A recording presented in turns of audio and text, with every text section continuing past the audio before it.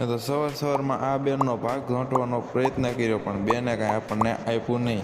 આજ તો દિવાળી હતી એટલે આપણે જવાનું હતું પાલીતાણા પૂજ્યો ને નકરી ગળદી ગાડીને પાર્કિંગમાં મૂકીને આપણે ભાઈજા કાપડવાળાની દુકાન બાજુ.